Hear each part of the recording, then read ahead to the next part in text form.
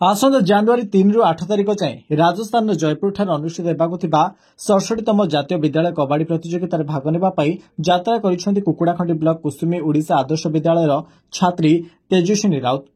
पांडिया झोली ग्रामर चाषी श्री सुधीर राउत झील तेजस्विनी ब्रह्मपुर आयोजित होता राज्यस्तरीय कबाड़ी प्रतियोगितार चमत्कार प्रदर्शन कर चयनकर्ता दृष्टि आकर्षण कर जातीय स्तर को मनोनीत होती।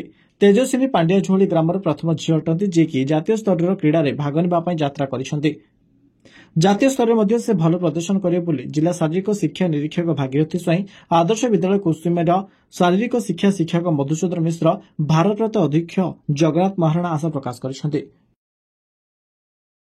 ब्यूरो रिपोर्ट गंजाम समाचार।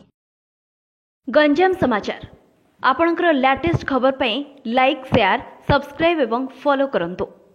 गंजाम समाचार फेसबुक यूट्यूब ट्विटर पेज को अधिक तथ्य पई विजिट करंतु आम वेबसाइट www.ganjamsamachar.com।